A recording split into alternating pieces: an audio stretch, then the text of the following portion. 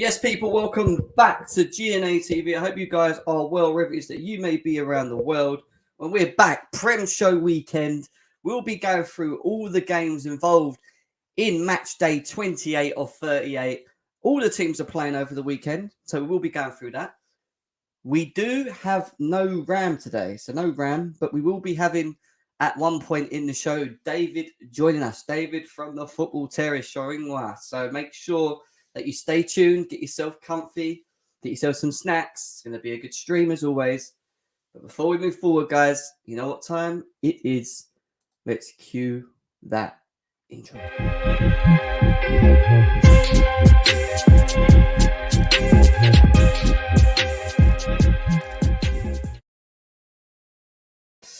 Yes, people, welcome back to GNA TV. I hope you guys are well, wherever it is that you may be around the world. And as I already explained to you guys, we will be joined by David Shoringwa from the Football Terrace a bit later on in the show. He said around 1 p.m, so we'll see. He'll be joining us to do the Prem Show predictions for this weekend as well. But before we obviously get to that, we've got to still go through the last games that we were played in match week 27, I believe it was. But before I do that, I want to go through the chat. See how you guys are, see what you're up to. Obviously, there is some little talks about Chelsea that have come up as well. The breaking news that we've also heard is obviously from the press conference, which I know we've not done a Burnley preview yet, but we'll try and get that in. If not, I will be doing a match reaction show tomorrow for Burnley. So if I can't get in the preview later on tonight, I will be back tomorrow with the match reaction for you guys as well. But the breaking is Thomas Tuchel confirms he's staying as Chelsea manager, whatever happens, because Chelsea is the perfect fit for him and he loves the Premier League. In terms of Roman Abramovich, quickly, before we go into that, we're still in a position where there is a number of owners that are interested in buying Chelsea. Several owners have offered in the regions of around £3 billion for Chelsea. He already made it clear that it wasn't going to be a fast track. It was definitely not going to be a fast track process. This is going to be something that has a bit of longevity, has a bit of, in many ways, the right man has to be picked. If that makes sense, you know. So I don't think this is something that happens straight away. I'd be shocked. But at the same time, I think Roman will have an idea of the individuals, if it's narrowed down, of who he would potentially like to come in and run this club. But there's over 27 of you guys here already. Big up everyone that's already in the chat already. We're only 3 minutes in. Let's go through the chat. Sasuke has come out with a donation already. Big up to you. Says, hashtag say no to American owners. I hear that, but at the same time, I don't... My thing is, I don't want an American owner. I don't want an Asian owner. I don't want whatever. My thing is, I want an owner who has the right intentions to come into our football club. So whether he's American, whether he's whatever, the intentions to our football club are important. Are they going to keep the structure and just be the guy at the back that just supplies the money to be competitive when we're in the transfer window? I don't mind that. Are you going to be the kind of owner that comes in who wants to, wants to pretty much use the franchise Chelsea and not invest into the club? That's a problem. You know, we're not going to find anyone like Roman. Let's just face it. We're not going to find that emotional connection between the club and the owner ever again. The whole thing of single owners is going out the window now, because this would be serious. To buy a football club these days, especially the size of Chelsea, you need partners. There's a very minor number of people in world of football that can afford to buy football clubs, you know? So I think it's more about the profile than where they're from, which is what Sasuke's saying, no American owners. I don't think that's the case. I think we just need to make sure. I think Roman needs to make sure that he gets the right person. Big up to RD. I hope you're well. Gary says, spokesman for Monsters tells me, in light of the recent media speculation, we want to make it clear that we are not pursuing a bid for Chelsea Football Club at this time. There you go. There you go. Andre, big up to you, my man. Big up to Undertaker CFC as well. Declared says, David Shoringwa from the Football Terrace should be joining us very soon as well for the Prem show today. No Ram. Unfortunately, Ram is doing whatever he's doing. He did text me saying he can't make it on for this show, which is fine. We move. Olabambo says, how are you, my friend? Where is your lunch meal? I ate it before I went live today. Literally, that's what took me so long. I was meant to go live at 12:30, ended up being 12:40. I was eating my chicken. I thought I'm going to eat my chicken rather than make them watch me eat my chicken. That's not really fair, is it? You know what I mean? Big up to James. He says, how is Ads? Ads is doing well. Ads is coming out soon as well. He's feeling good. He's got some big things lined up for himself as well moving into this year. So watch out for Ads. There is the potential also that we will be looking to rebrand GNA TV, which means that the whole name of the channel will change. The logos will change. Maybe the images will change. That is something I'm thinking of doing pretty soon. I ain't gonna say what yet. Some people that I have spoken to already know about it, but it's something that I'm still thinking about. So watch out. New rebranding for GNA TV. GNA TV may be no more, guys. It may not be GNA TV. So let's see what happens. Jim, what would you do if you were in Roman's shoes? Well, my lawyers are telling me to sell because I am going to get sanctioned, which is how I feel he feels at the moment, which is why he's making the sale. If I'm in his shoes and I know I have to sell it against really in the manner that I have to sell it, then I'll make sure that it's the right person. I would have interviews with these owners. I would want to understand their motives for the football club, what the plans are moving forward. Are they going to continue the foundation and structure that is set by Roman? Are they just going to come in and continue that?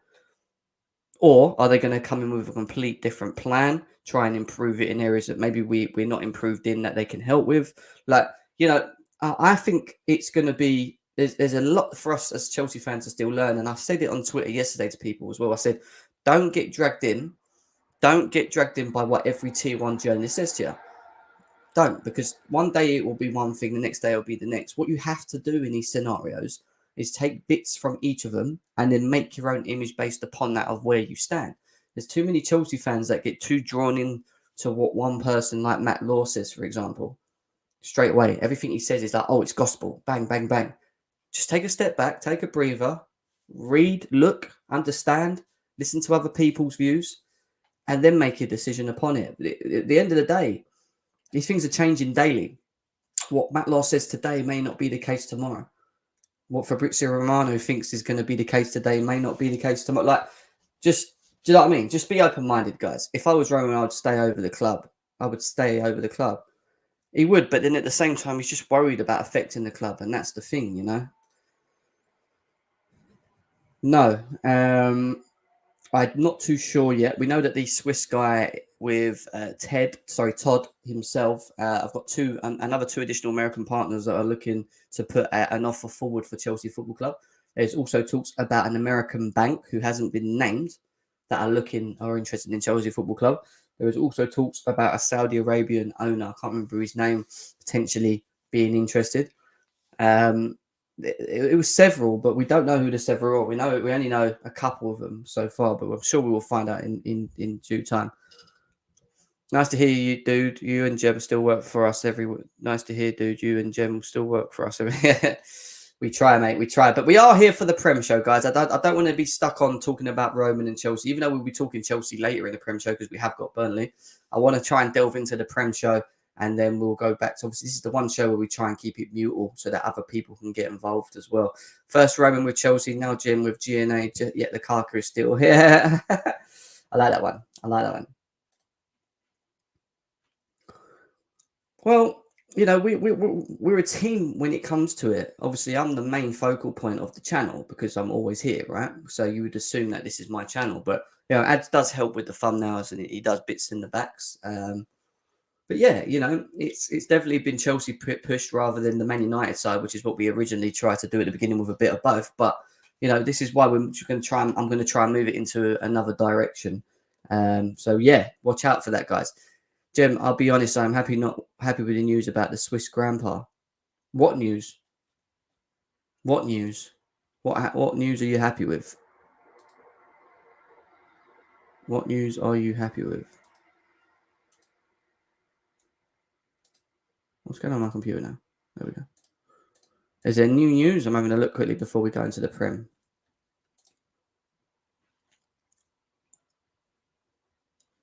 Where? I don't see any news, man. What news are you talking about, bro? Let me know in the chat. Let me know in the chat what news you are talking about. Good manager, just at the wrong team. Just at the wrong team. Check Pies' tweet about him. Check Pies' tweet about him. What's Pies said? What has Pies said? Let's have a look. Today's news. Pies.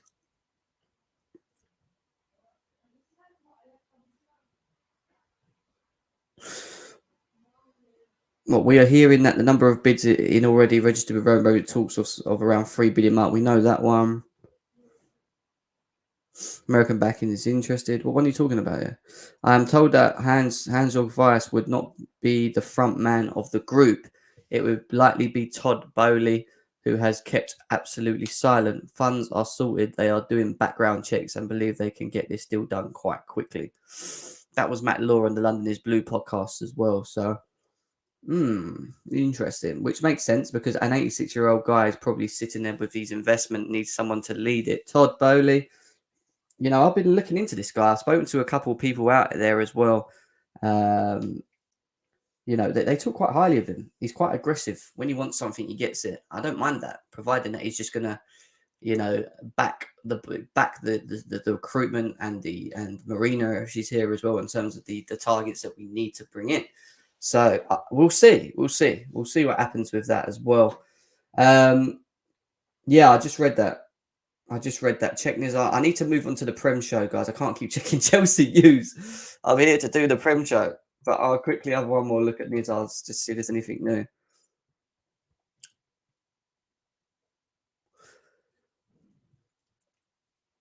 Volvice Consortium still in talks with Abramovich, while other parties rule themselves out one by one. Chelsea operating on a business as usual basis with Marina still in charge and staff emails being sent out to carry on. So everything's going to be the same by the sounds of it, you know. They still feel that the 3 billion price that Abramovich is asking is too much. Obviously, Abramovich has had other 3 billion offers. So I don't know. Like I keep saying to you guys, it's going to swing round in roundabouts. I'm not going to bring it up because we do need to get in. We do need to get into it as well. But as we go along, if anything big comes up, I'll bring it up. But in terms of what Nizar Kinsella said there, it doesn't surprise me. They're probably still trying to bring the money down.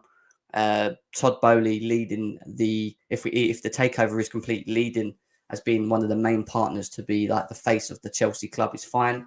And I didn't expect this 86-year-old guy to be doing that anyway. So that's all news that could change on another bid that comes in from a different offer. So I would say just wait and see. Big up to Top Bins. Right, let's get into this Prem show, guys. We're stuck on talking Chelsea again. Why is Wayne Bro so good?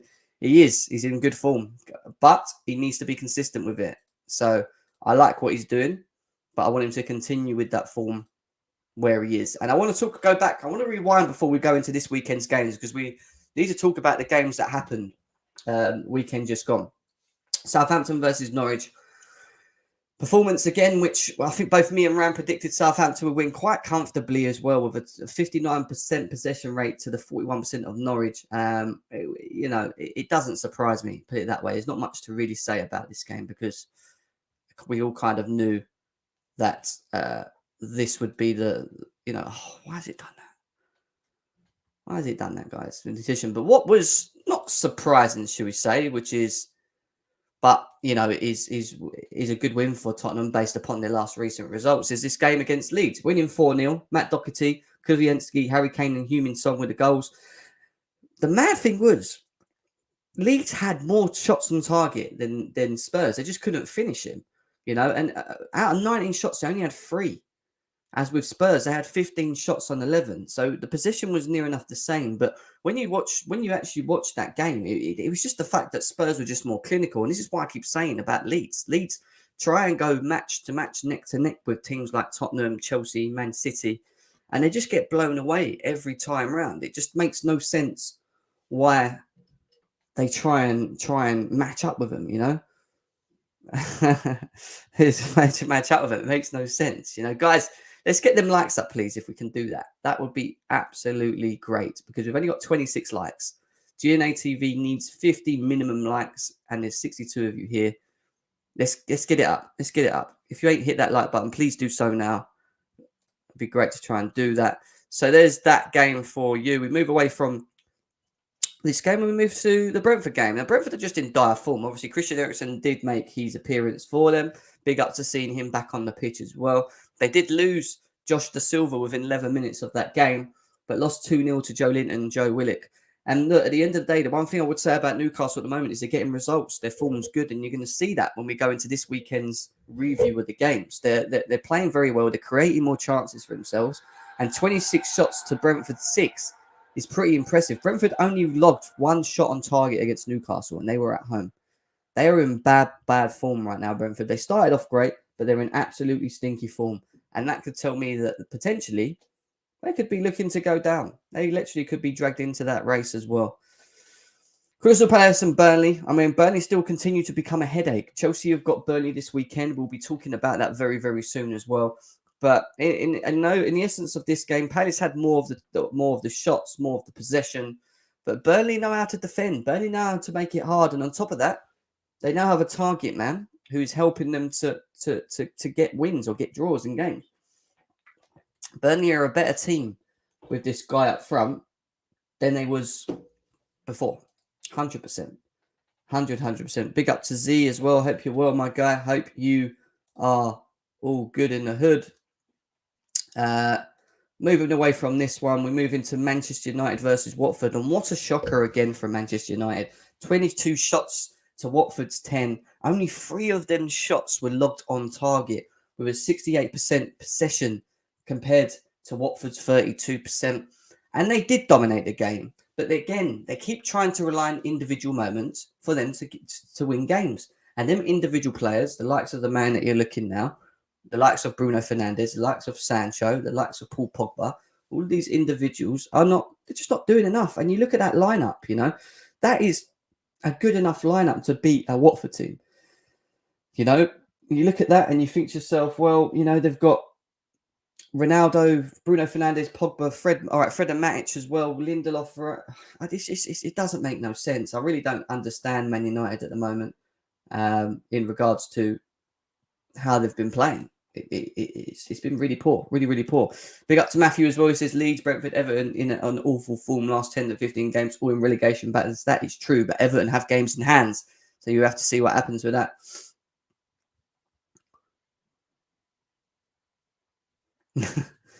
I don't know. We're going to talk about that. We're going to talk about that very soon, Angel. We're going to talk about that. We'll get to the Chelsea game soon. I'm just going through the games last week, and then we're going to talk about this weekend's games as well. David Shoringwa will be joining GNA TV in the next probably 5 to 10 minutes as well. So he'll be going through it with me, the games for this week. So make sure you stay tuned with us. David from the Football Terrace. You know how he is with his choices in terms of what's going on with this? 1 second. 1 second, guys. David, the Mount here. David's turned into a Mount lover now. He actually loves Mount. He defends Mount. He thinks Mount's had a better season this season than he's had seasons before. Which is very unusual. Very, very, very unusual. I'm not going to lie.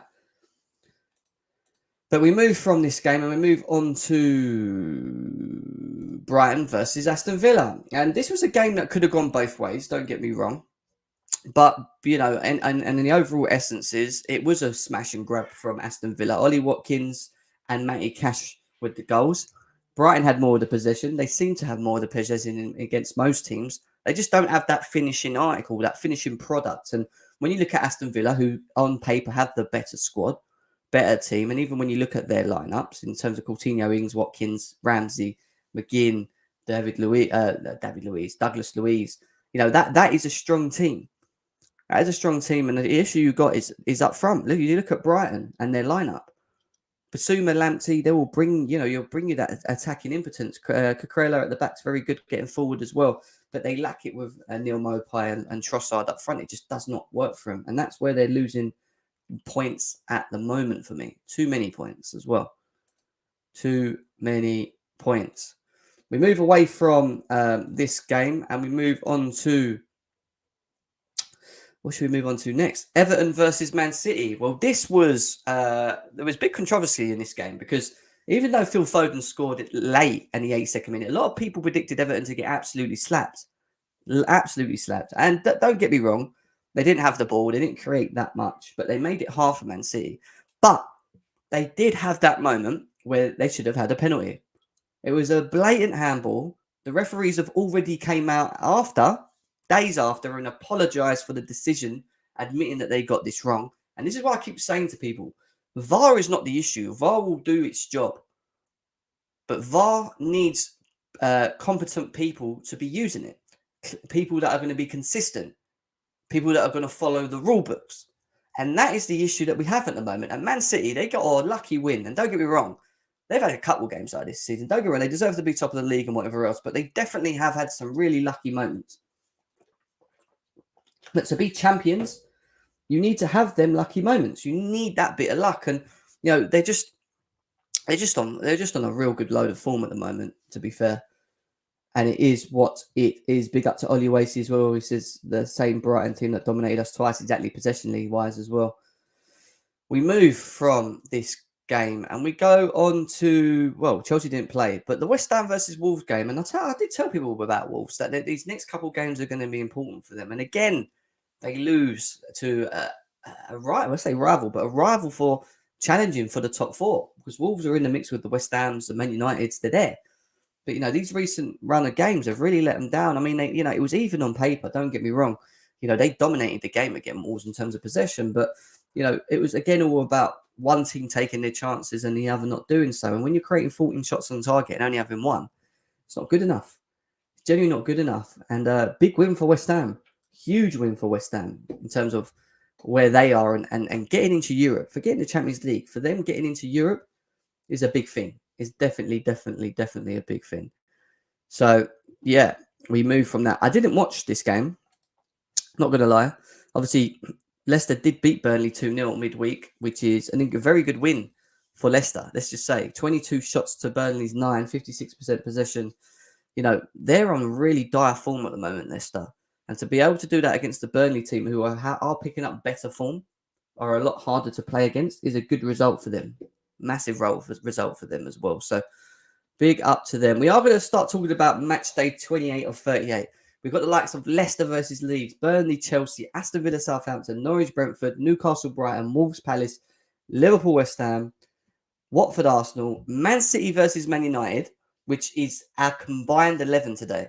Today, at the end of when we've done the predictions, we'll be doing our combined 11. Mine and David's once he gets in. Combined 11 for the Man City versus Man United game.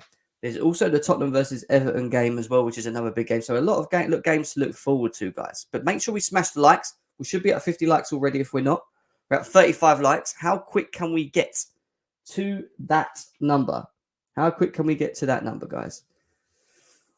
Let's try and get us to that number. Well, I just quickly have to do something. Da la la la la. La la la la. Da la la la la la la la la la la la la la. Da la la la. 2 seconds. I don't know why it's doing that. Genuinely don't know why it's doing that. Big up to Bex in the house as well. Nice to see you as always. Wolves will fall short now, unfortunately, is what Matthew's saying as well. Need Liverpool to drop points, is what Ray Allen's saying. All right, let's get into it, shall we? Let's start it, and I'm sure David will come in sooner rather than later to give his thoughts and opinions as well. Let me just quickly do something. There we go. We're going to start with the game against Leicester versus Leeds, a game where both teams are not in the greatest of forms. Leicester on 53% win probability margin compared to Leeds, which is 24%. In terms of where they are in the table, Leicester are sitting in 12th with 30 points. They've won 1, drawn 2, and lost 2. However, you're looking at Leeds on the other hand, 4 losses, 1 draw. They picked 1 point up in 5 games. They're slowly being dragged into a relegation battle, along with the likes of Everton, along with the likes of Burnley, along with the likes of Watford. There is a lot of teams that are involved in there currently. That could be going down. That could generally be going down, down, down, down, down. So, yeah, I mean, in terms of this game, for me, it's going to be a win for Leicester. And the reason I say that is because I just think Leeds will still play in the same motive without Bielsa or not. They're going to try and play in the same way that they always play. I believe that their defenders are not good enough to defend games and get them actually crucial points. I think the way that they set up in terms of the players they have are not, let's say good enough, but are set in stone in the way that they have been playing for so many years under Bielsa. So I'd be shocked if they could actually hold out a clean sheet against Leicester. I think Leicester have the better players, even though they're not in a better form. I think they have the better players. Guys in the chat, give us your thoughts and opinions as well. I want to know your match score predictions as well for these games as we go through them. I'm going to go with a 3-1 Leicester. 3-1 Leicester is what I'm going for on this one. This is what some people are saying in the chat. Big up to Shrey, as always. Nice to see you in the house. Bex is saying Leeds are going to have that new manager bounce. But are they? Are they going to stick to playing in the same old way? I don't know if they can defend Bex. I don't think they've got the players to be able to defend and hold out these type of games. Big up to DJ Savjay as well. Nice to see you, my man. 3-2 Leicester. I hear that. Vardy back and scoring. Elliot CFC are winning 4 for sure. That's true. Big news in terms of Jamie Vardy back in the team.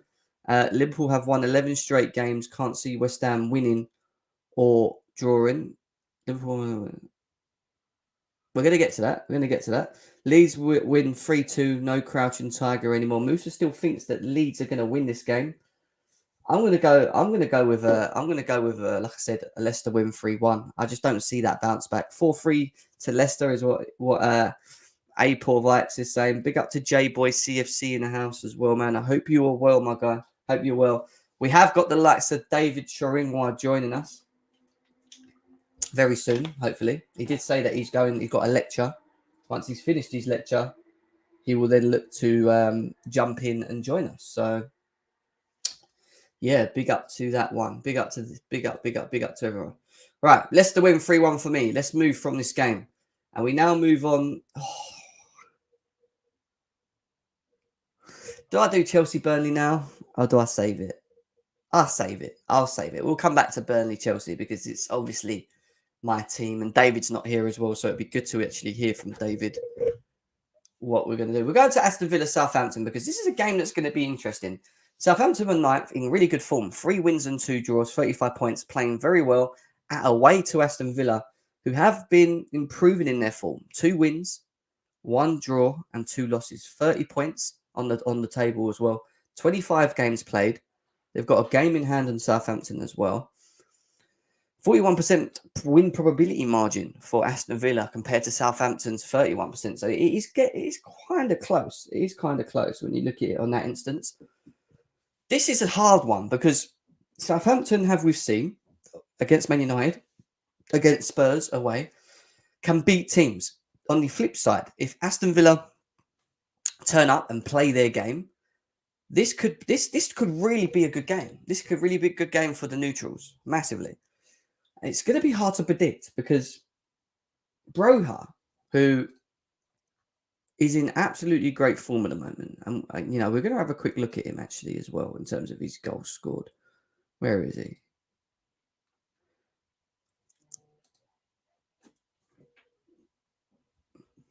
Let's have a quick look at it before we'll come back to this. Let's have a little talk about this guy because it's something that's worth talking about in terms of his performances. Armando Broja, obviously on loan from Chelsea. Chelsea are not willing to allow him to leave to go to Southampton.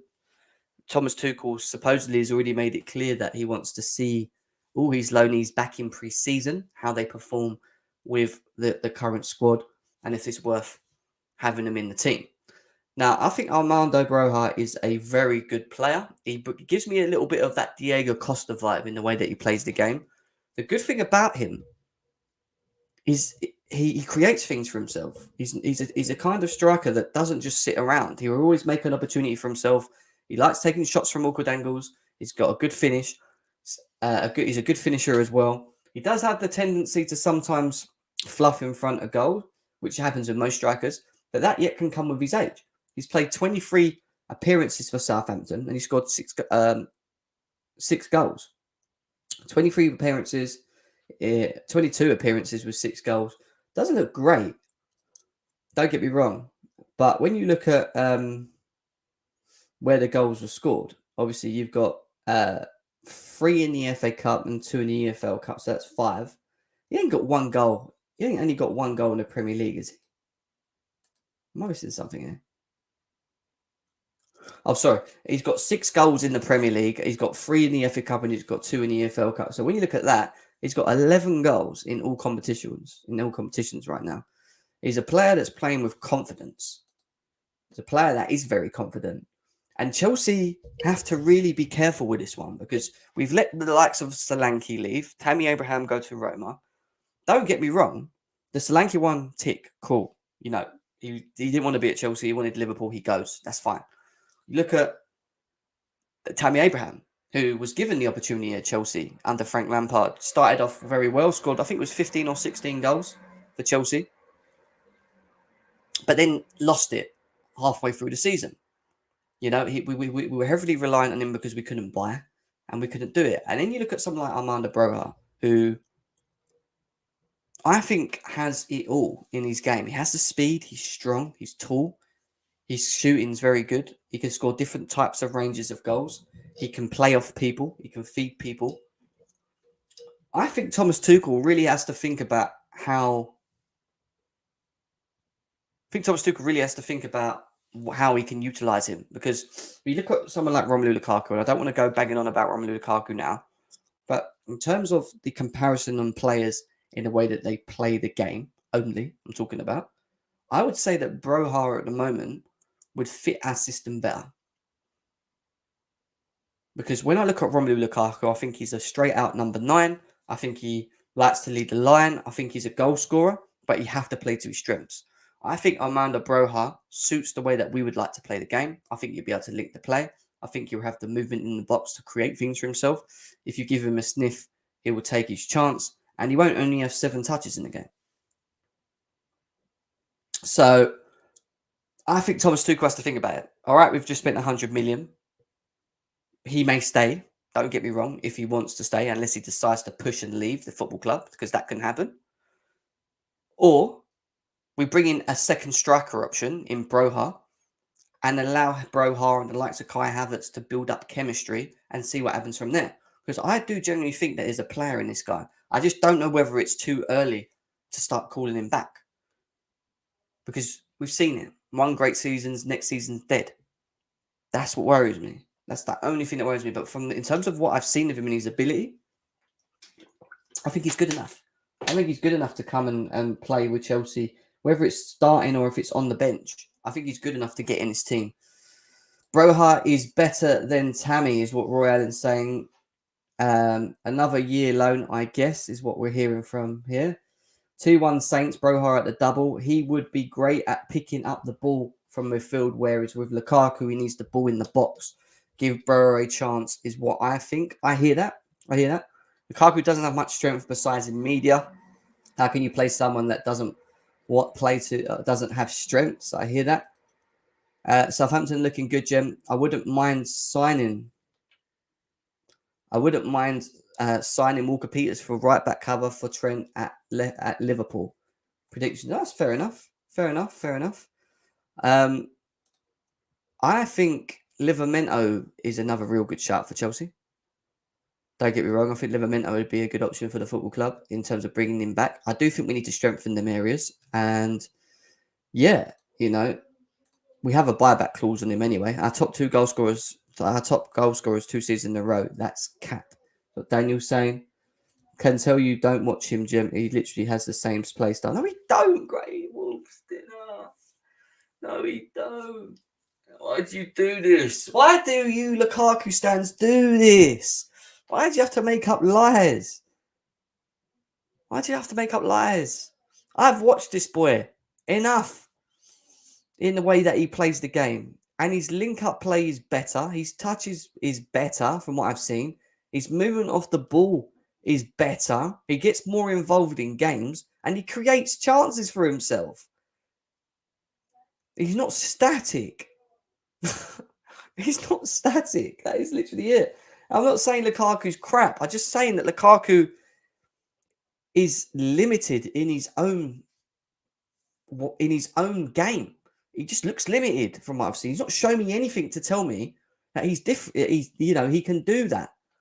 Do anything different, Broha's first touch doesn't send the opposition on a counter attack.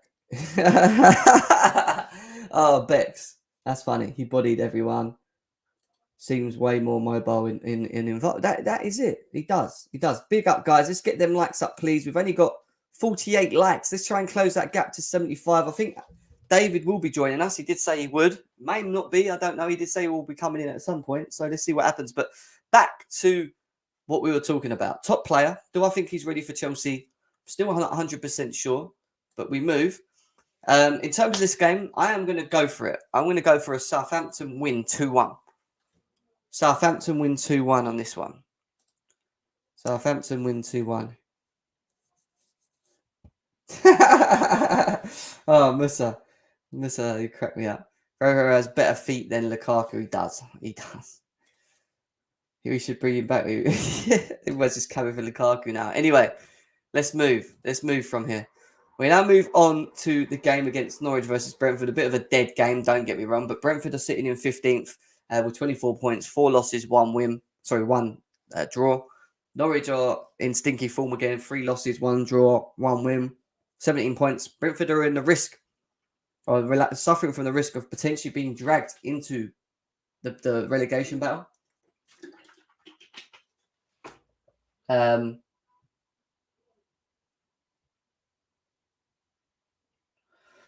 So, in terms of this game, I think it's going to be a Norwich win.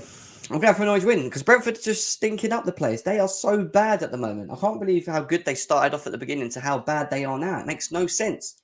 So I'm going for a Norwich scrape like this, 1-0. 1-0 Norwich win is what I think is going to be on this one. What are people saying in the chat? 1-0. Billy Gilmore first goal as well. Everyone seems confident. 0-0. Brentford fell off hard after a high-flying start. Massively, I agree.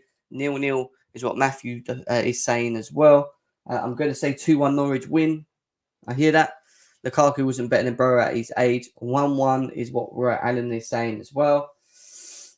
I don't know, man. This is quite a...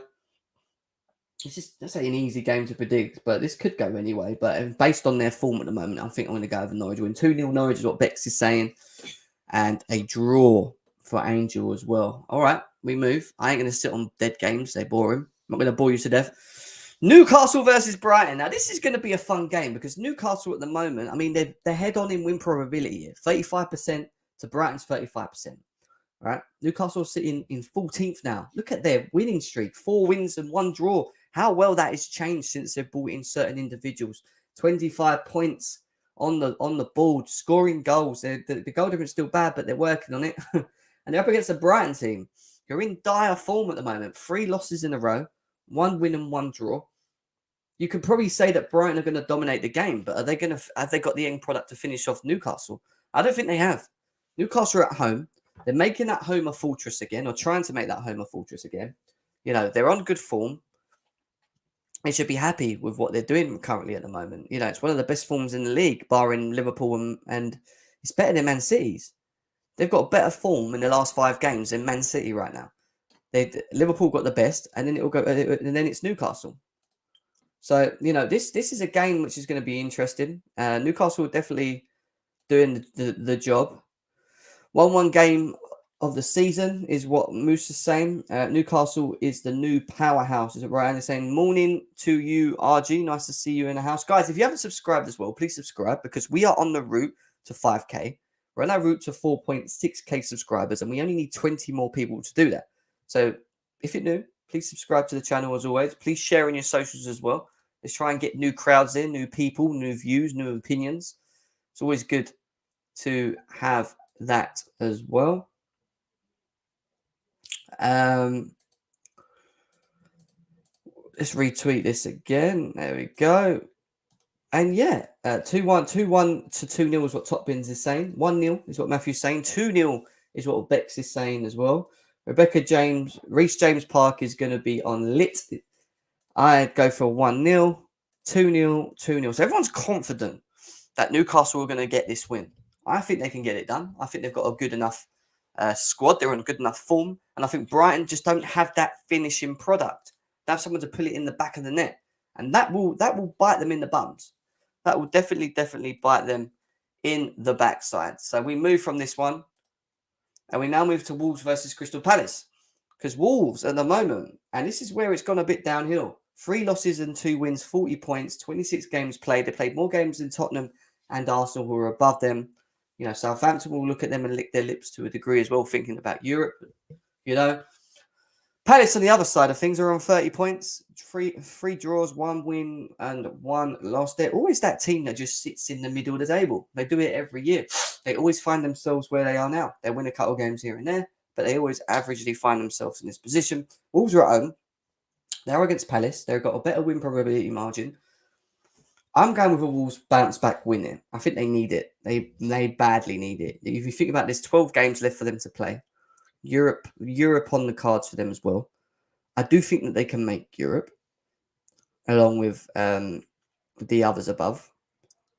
But they need to keep the gap between them and Southampton and Brighton. So I would say a 2-0 Wolves is what I'm going with. A 2-0 Wolves. 2-1 for RG. 1-1 for Top Bins. 2-0 to Palace is what Matthew's saying. Okay. You do know that Wolves have a very good record of defending, bro. They don't concede many goals. They do not concede many goals. I'll give them that. Yeah, it's 2 goddamn nil. 2-0. There we go. 2-0 is what I'm going for, as everyone else saying. 2-1 Palace, Gallagher, 1 destroy. I've got about Gallagher. Gallagher's in some good form as well. 1-0 to Palace. He's not going for Palace. Is this more of a hope thing? I don't see this. I genuinely don't see that happening. Not going to lie. Not going to lie. We move from the Wolves and Palace game. And we now get into some of the tasty games that are left. Liverpool versus West Ham. Kick-off 5:30 tomorrow. Liverpool have got in great form. Best form in the league, actually. 5 wins in a row, 60 points. 10 points ahead of Chelsea. With a game, obviously, with Chelsea having the game in hand. They're against West Ham, who are not losing games. They're winning and drawing. They've drawn 2, 1-2, lost 1. 45 points. Fighting for that spot that Man United are currently in at the moment. Could find themselves in it with a win. Provided Man United obviously lose as well against City, which we'll be doing soon. This is an interesting one because why I think it should be a Liverpool win. These are the type of games where West Ham could just get the job done. They could just get the job done. You know, like an easy, like not say like it would be a scrappy 0-0 and then 65th minute Antonio or 75th minute Antonio goal or something, or a Soucek header. Like, it can happen. What I would say in regards to this game is how long can West Ham stay in the game? How long can they nullify the Salahs, the Diaz's, the Manes? How can they stop them from getting involved in this game? Because the thing with Liverpool is they will throw hammer and tongue at them and they will keep going and going and going. But if they can't penetrate or break the wall down, I then look at them and I sometimes think that they kind of run out of ideas. And we've seen it against Chelsea. They've not beaten Chelsea 3 times in a row. Yeah, they actually drew. When you think about it, we lost in penalties. But from 90 minutes, from 0 to 90 minutes, they've not beaten Chelsea. So I think this Liverpool team can be got out. I think they will play a high line. I think Antonio will look at that. He will need support from Bowen. He will need support from Lanzini, whoever's playing there, for nows. These guys will need to get up the pitch to support him when he's on the break. And I think this could be the one game where you could see a draw. I'm not 100% sold on a West Ham win, but a draw could happen. But you would expect Liverpool to still win this 2-0. I mean, a lot of you guys are saying 3-1 Diaz on fire. I like Diaz. I think Diaz is a very good player. I've been saying it for a very long time. 2-0 to the Hammers is what we've got here. We're all Man City for the Premier League, right? Well, yeah, we don't want Liverpool winning, do we? But at the same time, if Man City win, they've won more Premier League trophies than Chelsea. So it's not a win-win situation, is what I'm saying right there. Heavy says Chelsea to drop points and win the Prem. Yeah, we wish, bro. 3-0 from LSC 4L. For life, shall I say. For life. FC for life. 1-0 LFC's last minute dodgy penalty could happen. 2-0, 1-0, 1-1. I'm going with a draw. I'm going to throw it out there. And that might be more than hope than anything because I expect them to actually win. But I've just got this weird feeling that West Ham are going to set up hard. Liverpool are going to press and create chances. West Ham are going to ride the storm. And once they ride the storm, then I think they'll try and nick one or they'll try and get... I'm going to go with a draw. I'm going to go over a 0-0 or a 1-1. I think more so a 0-0. 0-0 or a 1-1. We've got 1-1 here, 1-1 here. 1-0 late goal for Liverpool. Could happen. We've seen it. Seen it in the Man City games. Wouldn't surprise me. It wouldn't surprise me. And look, on the flip side, Liverpool could blow them away. Liverpool could win this 3-4-0. It just depends how good the front three are. We know Mane doesn't take his chances. Salah will score. Diaz will create chances for himself. It's just containing Diaz and Salah at the moment and making sure that they're not effective in the game. I'm going to go for a draw, guys. I'm going to stick to a draw on that one. We then move from this game and we go to Watford versus Arsenal. Now, Arsenal are fighting for that top 4 position. They have got a lot of game in hands. They've got a lot of game in hands compared to West Ham and Man United. 3. They've got 3 wins, 1 draw, 1 loss. They're up against a Watford team who drew against Man United last time round. Not the greatest of form. 3 losses, 1 draw, and 1 win. 16% win probability margin. Arsenal are away. They are in the better form. And they are picking up wins now.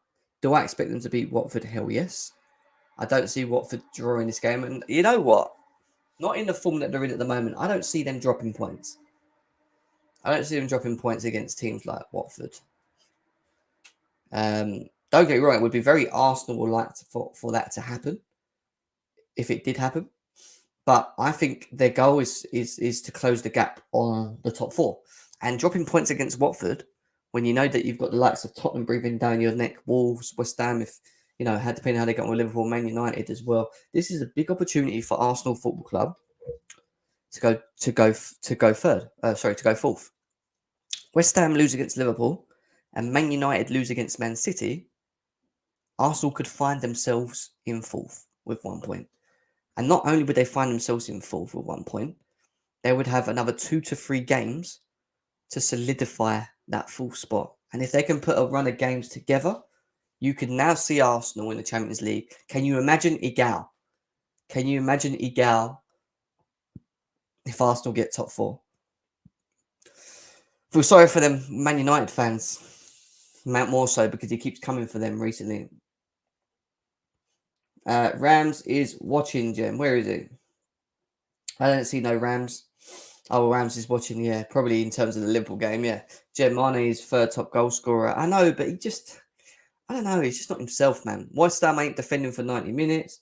2-1 Arsenal, 2-0 Arsenal, 1-0 Arsenal, 2-0 Arsenal. Chelsea boys, you would expect them to say poop draw. 0-0 pool draw. We did. I said draw, to be fair. 0-0. Probably a draw, man, is what we're hearing here. 2-0 Arsenal as well. They will be 2 behind Chelsea. Yeah, but I keep saying this. I don't think you guys have seen Chelsea's run of games from now to the end of April. Like, I'm not worried about them. Arsenal games in hands are Liverpool, Chelsea, Spurs. There you go. There you go. There you go. And they're going to have to beat us, all 3 of us. I don't see that happening, do you? Watford's defence is terrible. Arsenal win 2-0. Top 4 race for Chelsea. Now, again, you're just wishing. Now you're trolling LFC for life. You were trolling.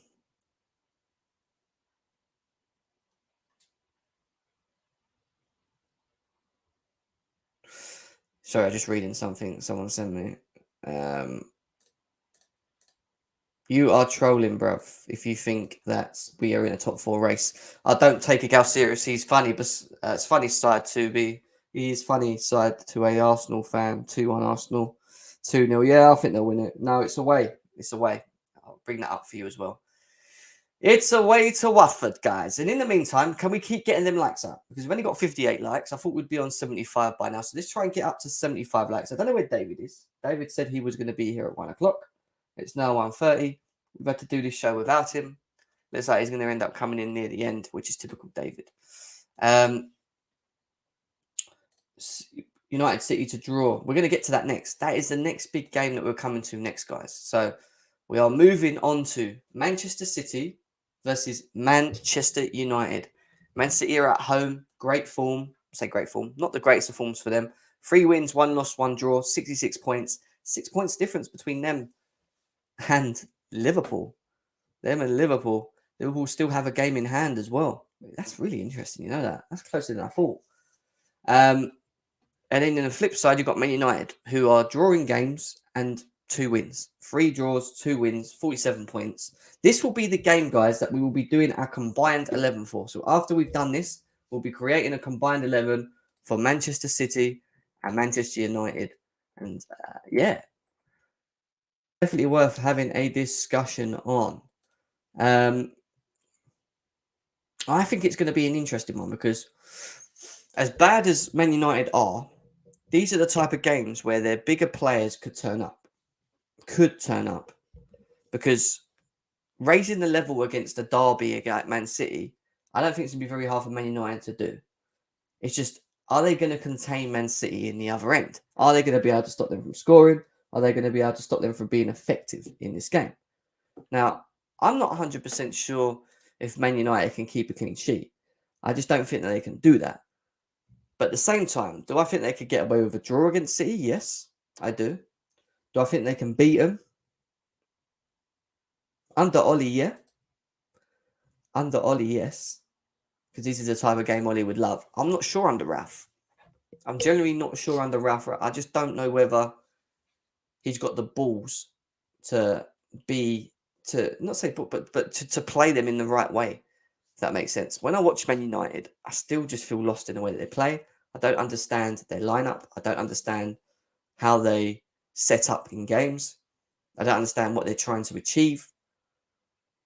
It's a weird one. It's a weird one. And in Man City, obviously, they've got a title to contest with. They're going to need to win game after game. 2-1 United is what Liverpool NFC. Now, you are definitely wishing there, bruv. That is your wish. That is your biggest wish.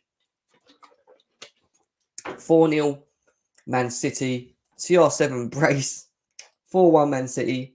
Man United can't even score. True. City 2-2 Man United. Arsenal aren't a good away when Arsenal 2-0 City is what Bex is saying. 3-1 City. 2-0 City. 2-1 City. It can. And that's why I keep saying that do not underestimate the talent that Man United have. They have a very good squad. That is a very good squad. It's just that they rely too much on individual moments to win games. They're not a team. I don't look at them and think, oh, they play really well together. You know, they're not a team. And that's the biggest thing with them at the moment. They don't work hard enough for each other. You know, they always allow teams opportunities and moments, which end up consequently doing them over, causing them problems. So, yeah, 1-0 for RG. City going to win, I'd say 3-0. But if United pull a win, I wouldn't be surprised as well. Joy, I hear that. I do genuinely hear that. City will smack them. United 1-0 derby tax maybe. No, I'm not saying he's worse. I just feel that in bigger games, Ollie, as we've seen, has won these type of games. It was always the smaller games that Ollie struggled against. But in the bigger games, all right, I know he got quite slapped up once by him. But I always think back that he always seemed to just get a draw or a win in the bigger games. And his record was always not that bad. Does that make sense? So, Man City 3-1, Gem. Man United's defence is suspect. I agree. Big up to Daddy Tuchel. Mary's in the house. Says it will be a win for Man City. 2-0 is what she's saying as well. 2-2. City struggling at the moment. They're having a wobble. And if they drop points on Sunday, then their heads will go, is what Biran's saying as well. I don't know if Pep will allow them to drop and be complacent. You've got to remember, this is a team that's won. It's not new being in this position. It understands what is required to become a champion. It knows that it needs big wins, big moments, individual moments. It needs that. But yeah, we'll have to see what happens. That's true. They're just a crap version of PSG, is what Hassan's saying. But Man United usually turn up in big games, is what I've said. Fergie's son, nice to see you in the house. It's been a little while. Says, like, share, and subscribe. Support your quality channel as we seek to bring you engaging quality content on a daily basis. Please do so. Over 100 people here as well. Thank you very much for all tuning in, as always, to the channel. It's good to see you all around. Like I said, we're going to do the combined 11 for this. We've still got 2 more games. One of them being Burnley versus Chelsea, which we haven't got to yet, even though it was earlier in the thing. I didn't bother doing it because I wanted to save it for last. United will win as well. Okay, cool. We move, guys. We move. 2 more games. Tottenham versus Everton. Tottenham sitting in 7th with 25 points, 2 wins and 3 losses, 42 points. Goal difference of 3. The goal difference stinks. Not going to lie. Up against the Everton team that are in dire form, 4 losses and 1 win. 22 points, 24 games played. Have the games in hand. These games are so important for them, and they cannot afford to lose these games in hands. If they can win these games in hands, it will then bring them up to the likes of where Newcastle are. So there is still light at the end of the tunnel for the likes of Frank Lampard, but he does need to start putting points on the board. Tottenham are at home. That doesn't mean much, especially in terms of how they've played this season and their form. We have seen upsets. Lampard's played Tottenham a couple of times under Chelsea. He knows what it requires to beat them. Has he got the individual players? I don't know. We'll have to wait and see. But this is going to be... I don't think this is going to be as... Like, some people think this is going to be a slapping. I don't think this is going to be straightforward as people think. I think this game's going to be up in the air. Everton can get a draw out of this. 1-1 could happen. But in terms of who should win, Tottenham should be winning this at home. But at the same time, Spurs can be Spursy. Spurs can have their moments where they just do not finish their dinner. A 2-1, a 2-0 Spurs, a 2-1 Everton, a 2-0 Spurs, a 2-1 Everton. What's going on there? Load. Don't know why it's taking so long. 2-1 Everton. Everton are a bigger club than Spurs. 1-1 is what we've got here. I believe Spurs are going to unleash on Everton 100%. 3-2 Spursy. Lampard, what a legend, but Everton is shite. Top bins. Everton struggled against Boring Wood last night. It's true. Lampard has got a challenge on his hand, and it's basically trying to get the best out of these players. I don't know if he's going to be able to do that. I don't want to see him get relegated. I genuinely don't. But he did take the job, and I do think part of taking this job was for him to help them get up the table, help them get into a position where they can just get through into the summer, and then he can then start implementing his own ideas, players bringing in, players to leave. Same sort of thing. He needs to get out of this relegation battle. He needs to start putting points on the table and get out of the pitch. But I think it's going to be a... My head's saying Tottenham. 2-1 Tottenham. 2-1 Tottenham is what I'm saying. I have a 2-1 Tottenham. I don't think it will be as people have been saying it would be. An absolute blowover. But yeah, we move. We got one more game left, and that one game I saved the best for last as always. The reason I saved it for last is because I'm not too sure if I'm going to be able to do a preview later. Obviously, we usually do the preview to the Burnley and Chelsea game, but what I did say to you guys is if I don't do it today, tomorrow after the game, we will have a match reaction. Saturday night, it could be around 8 o'clock. I know Charlotte wants to do the ladies' final on here, which is against Man City, WSL Cup final. So that's at 5 o'clock. You could see me back here at 8 o'clock tomorrow for the match reaction to this game. So if we're going to talk Burnley-Chelsea and do a mini preview, if I can't get it in later, we could do it now. Chelsea are in third. Two wins, 2 draws and 1 loss. 25 games, 50 points, have a game in hand. This is their chance to kick on and put a gap between them and the people below them. Solidify third solidify third, and then try and put some wins together and grow the gap above them. This is what we want to see. This is what we want to see. And they're up against a Burnley team who are not in great form, but they're a nuisance. They're hard to play against. 2 losses, 2 wins, and 1 draw.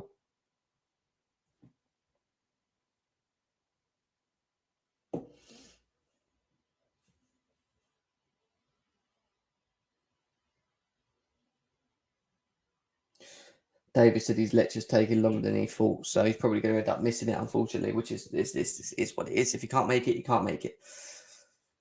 But Chelsea have to build up form. And when we talk about Chelsea, and this is what we talk about, right? I have been saying this a number of times from now onwards, from Burnley all the way down to West Ham, maybe even Everton. Yeah. Because then there's 3 games after that. Or let's say away to Leeds, because you could argue that these games could be a little bit tricky. But they have to play. Are you ready? Burnley, Norwich, Newcastle, Brentford, who I'm going to, by the way. I've got tickets to the Brentford game, which I'm looking forward to. Southampton and Leeds.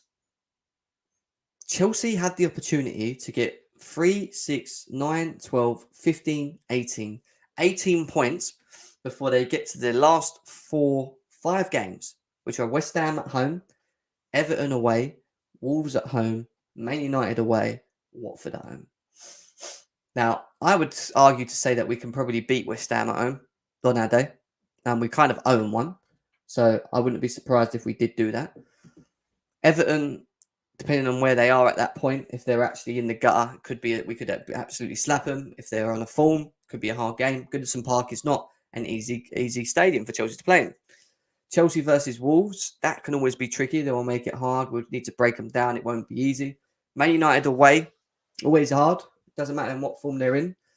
That will be tricky in itself. And then obviously the Watford game at home, they could be relegated at that point, and that could just be Chelsea needing the 3 points.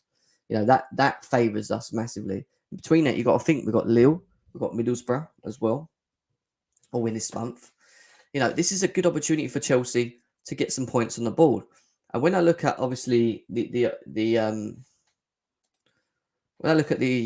news for Chelsea, in terms of injuries and predicted lineups, Thomas Tuchel said there is no new fresh injuries here. So if we look at it quickly. He said, Tuchel reports no fresh injuries, but admits defender is a doubt for Burnley. Cesar Azpilicueta remains a doubt for our Premier League trip. It seems like everyone else could be confirmed ready to go. Christensen, I'm assuming, is back. Chalobah, I'm assuming, is back. Let's have a look. There is better news to report on the fitness of Widers, with Ziyech and Reece James looking stronger in recent days. So Ziyech and James could be available. Trevor Chalobah and Thiago Silva were back in training, so they're fine to go. They didn't mention anything about Andreas Christensen, which is very unusual, but we still have a good enough team to go to Burnley and get the job done. That's the thing. Are we going to get the job done? Are we going to get the job done? Let's see what people were saying in the chat. 3-0, 3-0, 3-0, 2-0 Burnley. Bex, what are you doing? What is that? What is that? Can you please explain? Hassan, get me a ticket for Leeds as well. I'm sure I want to come down there as well. Southampton is an easy game. 3-1. Chill. Yeah, but it isn't. But again, we're expected to beat them. Where's Liverpool? The Leicester home. Where's Leicester home? I can't remember. I don't think we've got Leicester.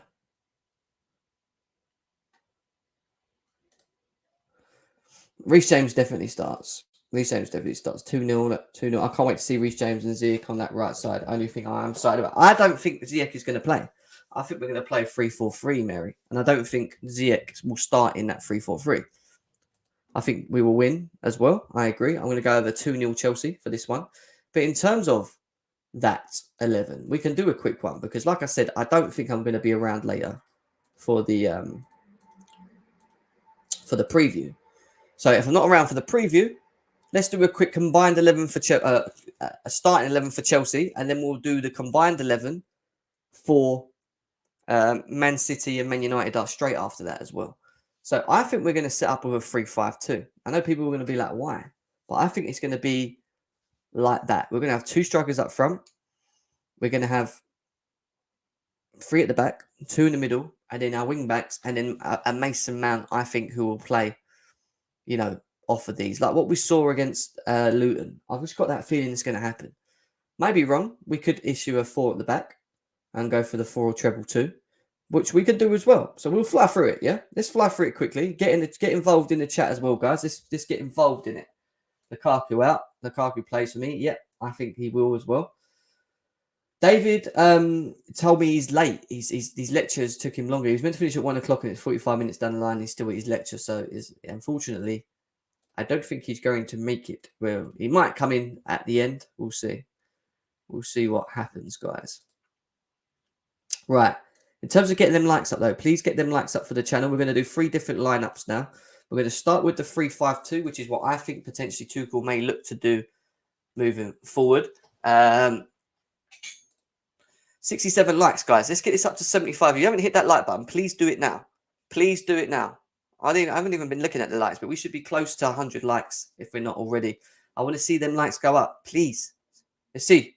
How quick can we get to 75 likes? Let's go. Let's go. Let's go. I need them likes up. It helps the algorithm. It helps the channel. It helps sharing it across the platform. It helps this channel grow. Please hit the likes. Hit the likes. If you haven't done it, just literally the thumb. You're watching me. You might as well just quickly tap it. Tap it, tap it, tap it. Tap it, tap it, tap it, guys. Tap it, tap it, tap it. All right. We can do the 4-2-2 after, all right? Let's do a quick Chelsea 11. This is what I'm going to do, right? Mendy in goal.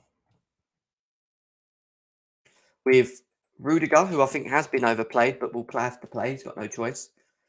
Rudiger. Do you know what? I'm going to give him all their G cards today if they've got G cards. There we go. Thiago Silva will come back in for me.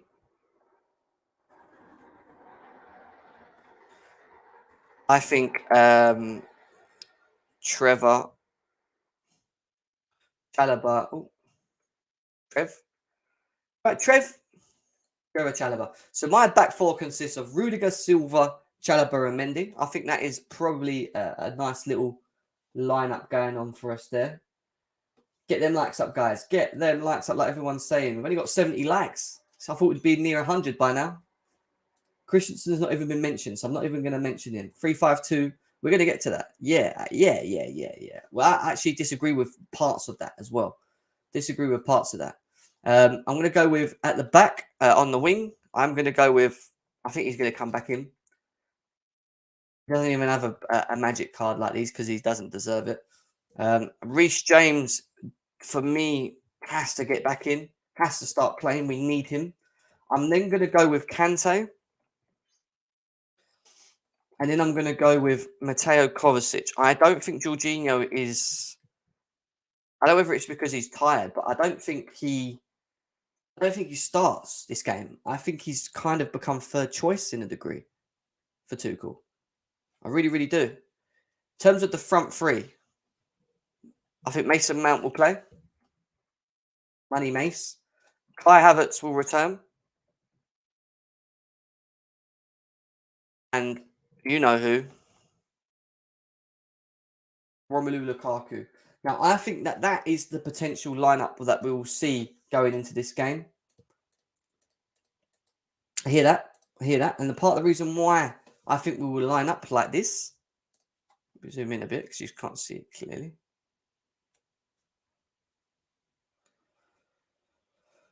Part of the reason why I think we will line up like this is because of that we know that Burnley themselves are going to make it hard. Now, the 3 at the back against a Burnley that's going to sit may not work. It might be better for us to go into the 4. The 4 may work better for Chelsea moving forward. So I would say that if we do play the 3 and we need to be attacking, don't do the 3-4-3 where we have Lukaku as the main point and then the 2 forwards behind. Do a 3-5-2.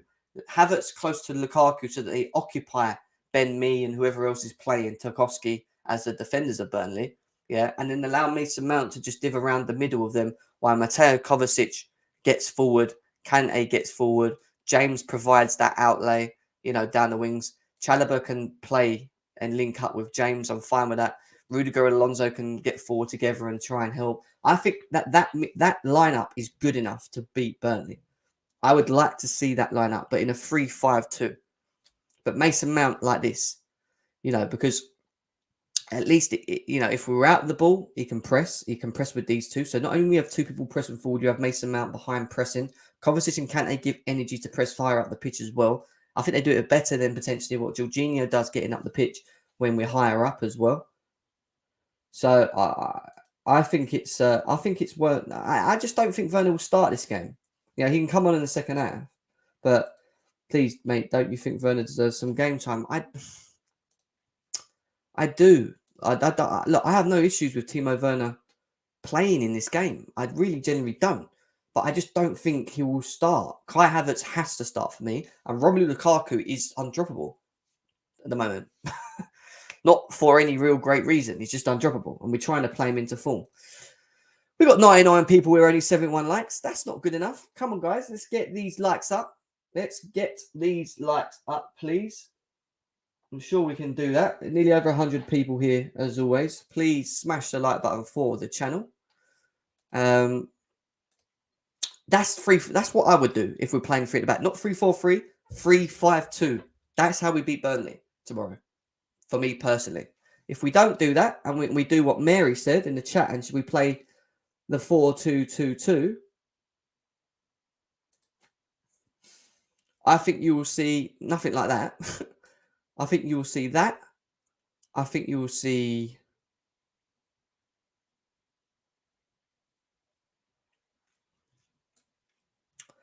I think you'll see him not play. I think you'll see this.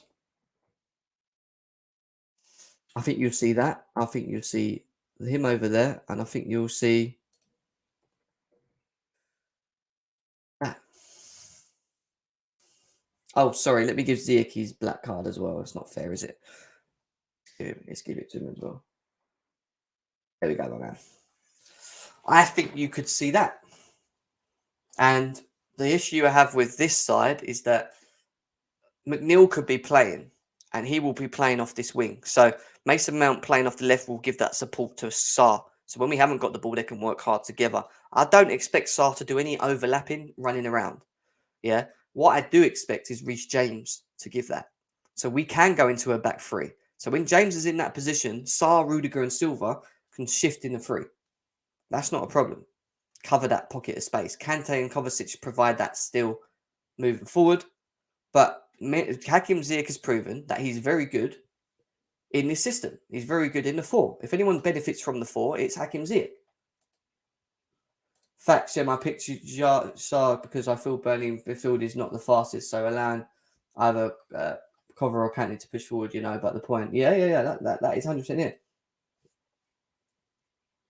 Yeah, but Rudiger and Silva have to deal with that. Rudiger and Silva have to deal with that.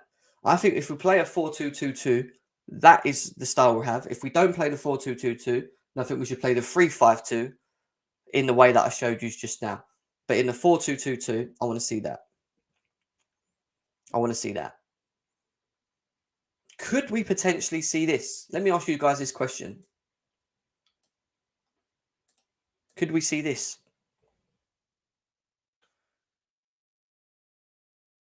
Could we see that?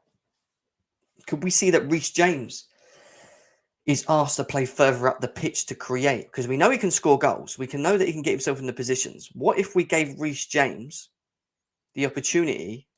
Because it'd be good being able to do that. Him and Chalobah would do well together down there. I wouldn't worry. But going forward, do you think Reece James is good enough to carry the ball? We've seen him do it. We see him do it before he got injured. Carry the ball through midfield, drive forward through the middles. Like, I think that could happen. I really think that could happen as well.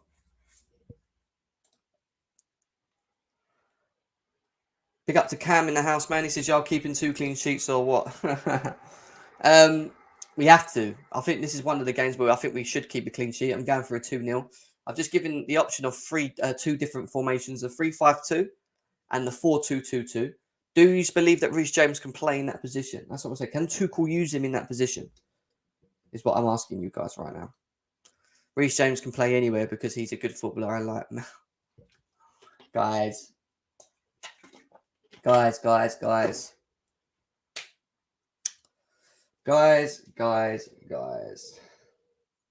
Do you know what?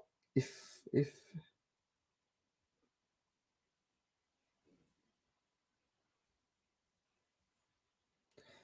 you're around, Cam, I'm doing a combined Man United, Man City 11. I'll just drop you a message, mate. You can join me. I'm only going to be another 10, 15 minutes, but if you want to join us for the combined 11 for Man City versus Man United, let me know. If you're not up to much. If you're not up to much, mate, come and join us, or me, shall I say. I don't see that happening, but he probably could play that position. That's what I'm saying. Like, I actually genuinely think Reece James could play that high up because he carries the ball, he can assist, he can score. You know, he can hold the width. We could do that. We could do that. Hopefully, Lukaku plays left back bench. What Dusty Rhodes is saying. Big up to you. Mickey Mount doesn't start, is what RG's saying. Mount's getting bodied in the chat. I know he is. He always does. I'd love to see how he plays as a winger, especially against an annoying team like Burnley. Stop him from running up and down and focus just on the attack. That's what I'm saying. We're going to talk about it. Don't worry. We're going to talk about it. Just hope we don't see Cho in the lineup, man. Can't play football, can't dribble, but won't. Can cross, but won't. Can score, but won't shoot. But lots of won'ts, Mary, is what you're saying there. Lots of won'ts. Listen, guys, we're at 80 likes. If you haven't hit the like button, please do so now. We are going to go back to that combined 11 between Man United versus Man City next before we finish off the show. This is the little mini preview for the Chelsea game. That's what I think we're going to do. We have to win. We need the points. Either 3-5-2 or a 4-2-2 is what I want to see. I will be doing a match reaction tomorrow after the game. So make sure that you guys are around for that tomorrow evening, probably around 8 o'clock UK time. Be good to have you all here. Fergie Sun says, yeah, big up to you, my man. Big up to you. All right, no worries. No worries. Cam can't come in because he's got bad service where he is at the moment. Could happen, but I don't think in the 4. I think potentially in the 3. But then I see Alonso coming in. I don't know.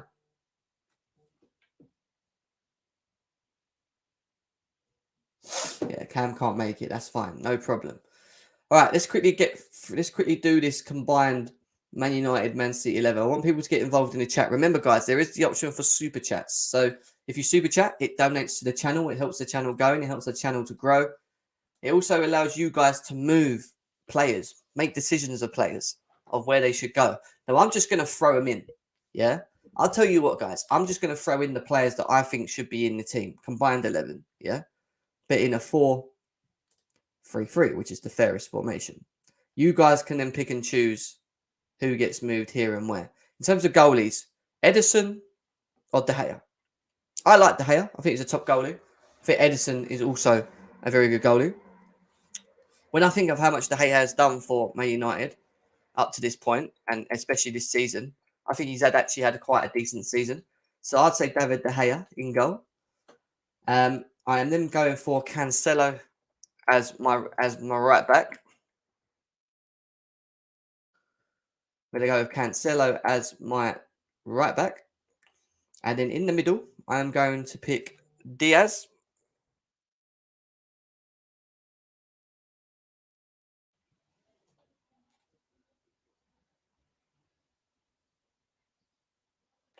I'm just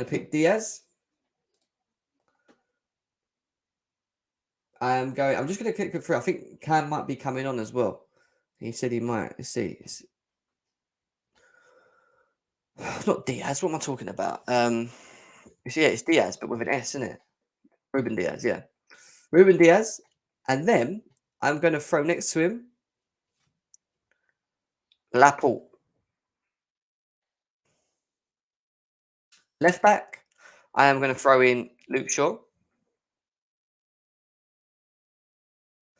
In midfield, I'm going to throw in the following: Rodri.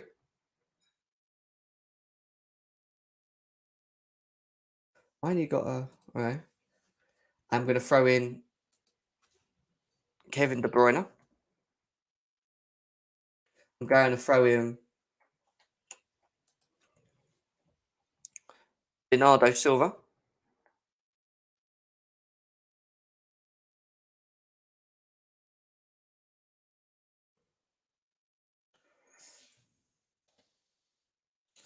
And up front, I'm going to throw in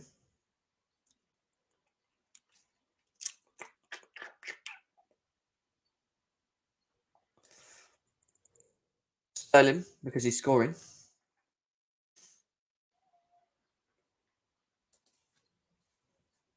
Ronaldo.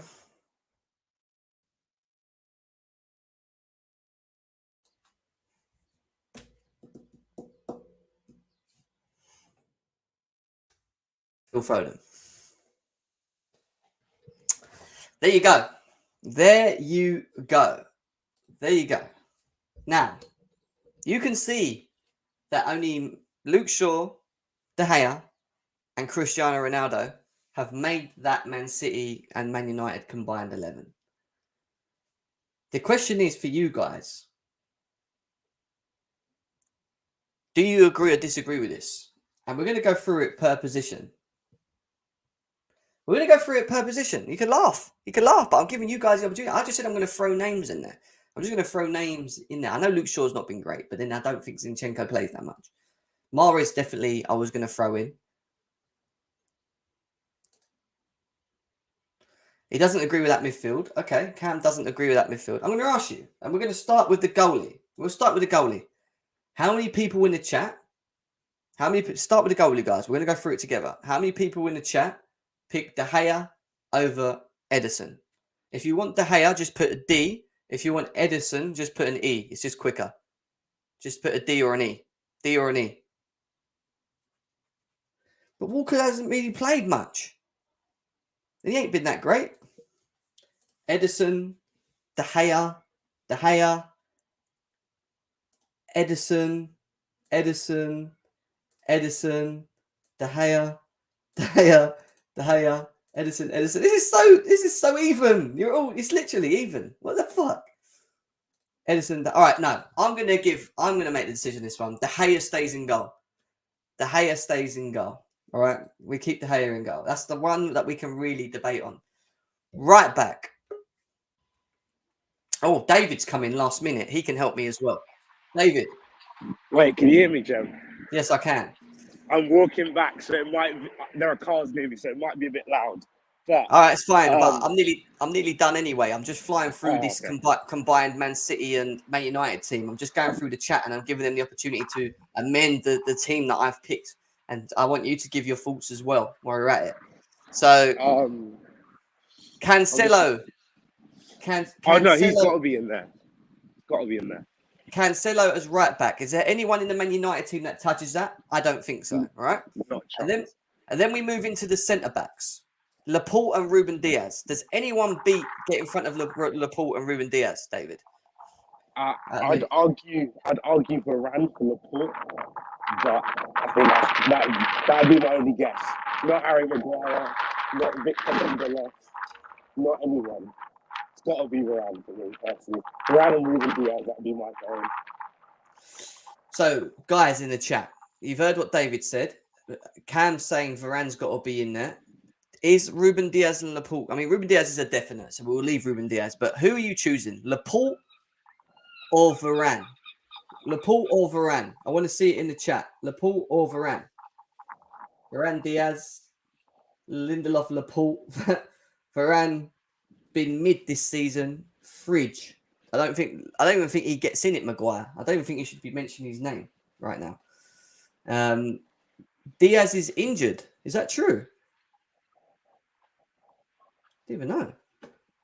If he is, that's a big miss.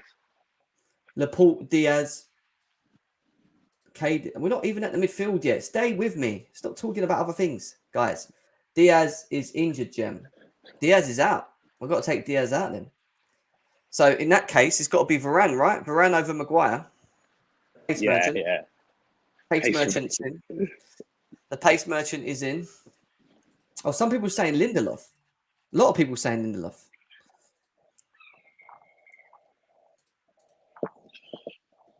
Really? Varane? All right, Diaz is out, guys. What Lindelof, David? They're all saying Lindelof. No, never. Varane's better than Lindelof. That's not even. Has he been better than Lindelof this season? Is what It's not even a question. I'm sorry, Lindelof. He's not a good centre back. He isn't. He's not. I'm having Varane over Lindelof any day of the week. Okay.